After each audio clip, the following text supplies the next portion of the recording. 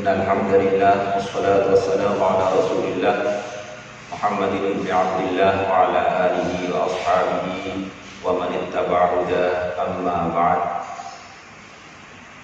Yang saya hormati saudara-saudaraku muslimin muslimat dimanapun saudara berada, kita panjatkan puji dan syukur kehadirat Allah Subhanahu wa taala atas segala limpahan rahmat yang diberikan kepada kita, rahmat berupa iman, Islam, dan hidayah pertolongan dari Allah Subhanahu wa taala sehingga bisa melaksanakan perintah-perintahnya dan menjauhi larangan-larangannya. Bapak-bapak, ibu-ibu, saudara-saudari yang saya hormati, syariat Islam itu merupakan syariat yang komprehensif. Semua persoalan yang kita hadapi itu ada jawabannya di dalam syariat Islam. Jadi tidak ada satu persoalan pun yang tidak ada hukumnya. Tidak ada satu perbuatan pun yang tidak ada hukumnya. Ini karena syariat Islam, hukum Islam pada dasarnya adalah hukum Allah, kehendak Allah. Allah Maha Sempurna, Allah Maha Mengetahui, dan Allah itu qadim. Sebelum manusia melakukan satu perbuatan, Allah sudah menetapkan hukumnya. Bagaimana kita bisa mengetahui hukum Allah? Bagaimana syariat Islam itu bisa menjelaskan semua persoalan, sementara sumbernya itu terbatas? Sumbernya itu Al-Quran yang sudah tidak bertambah lagi. Sumbernya itu adalah sunnah Rasul yang tidak berkembang lagi. Saudara-saudara,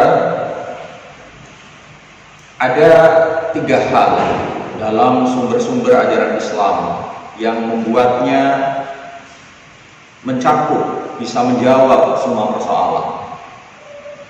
Yang pertama, ada ketentuan-ketentuan yang memang sudah jelas, sudah eksplisit, mengatur secara detail berbagai persoalan. Seperti misalnya tata cara berwudu. Dalam masalah-masalah semacam ini, kita cukup mengambilnya begitu saja secara langsung dari Quran dan Sunnah.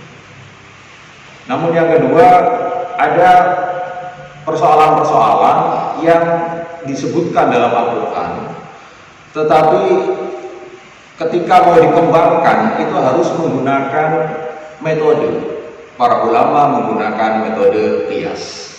Jadi kalau tadi yang pertama itu biasa disebut dengan ijtihad bayani, dan yang kedua ketika menggunakan qiyas, para ulama menyebutnya dengan istilah ijtihad qiyasi.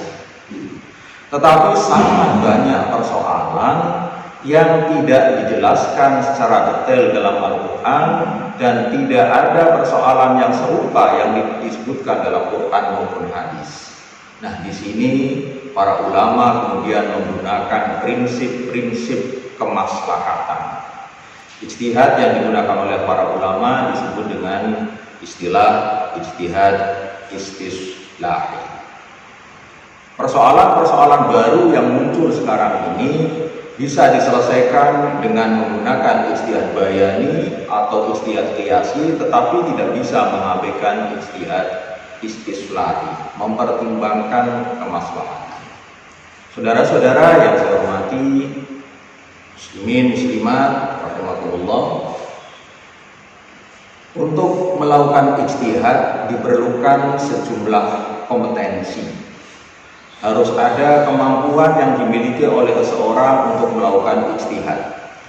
Zaman dahulu ijtihad biasa dilakukan secara individual, ijtihad fardhi.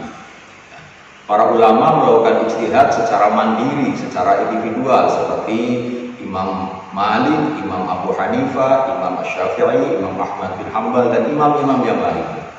Tetapi seiring dengan berjalannya waktu, kemudian banyak para ulama yang melakukan ijtihad secara kolektif, ijtihad jamaah.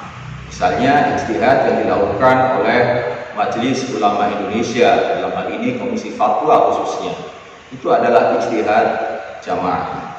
Ijtihad yang dilakukan oleh Majelis Tarjih itu ijtihad jamaah, atau Lajnah Baksul Masail NU itu adalah ijtihad jamaah.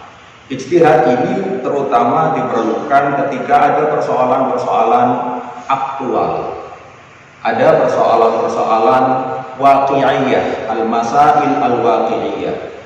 Misalnya terkait dengan wabah COVID ini, wabah corona ini, diperlukan fatwa dari para ulama, diperlukan ijtihad dari para ulama.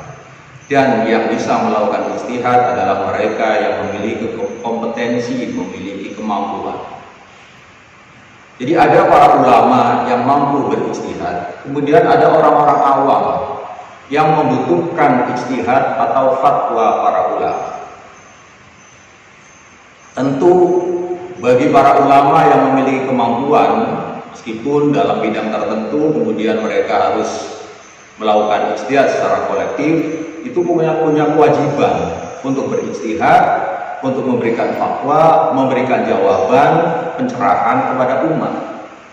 Dan bagi orang-orang awam, mereka yang tidak memiliki kemampuan berijtihad, tentu kewajibannya adalah mengambil, mengikuti hasil ijtihad atau fatwa para ulama. Disinilah pentingnya kesadaran kita.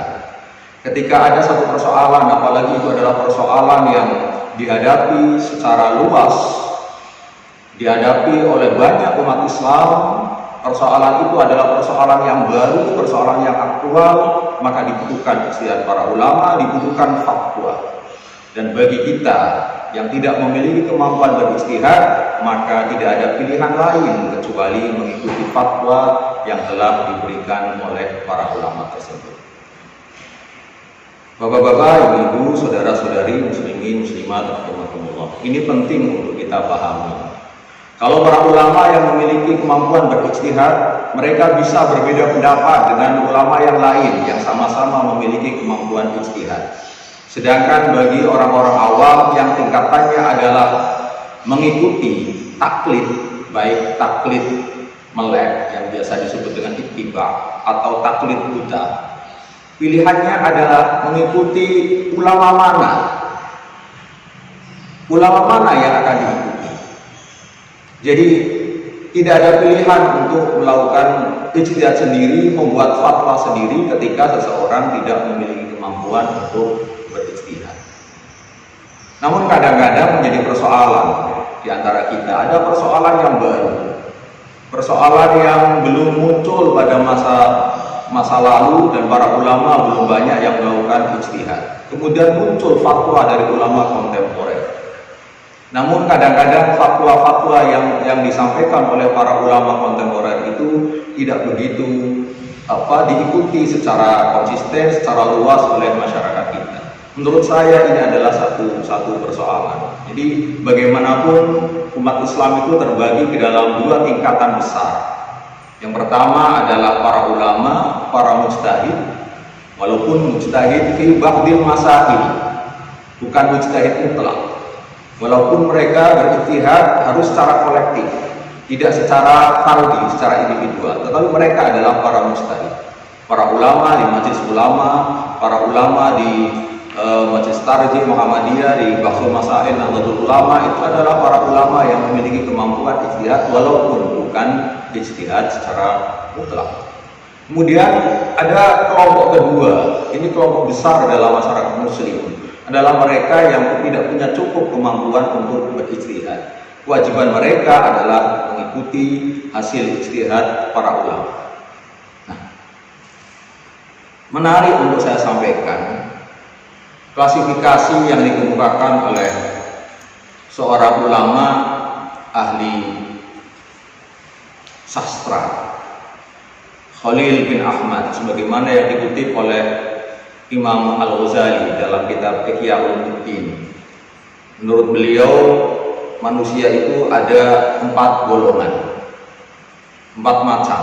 Yang pertama adalah rajulun yadri wa yadri annahu yadri. Orang yang tahu dan dia tahu bahwa dirinya itu tahu. Fadzalika alim fattabi'u. Inilah orang alim, maka ikuti.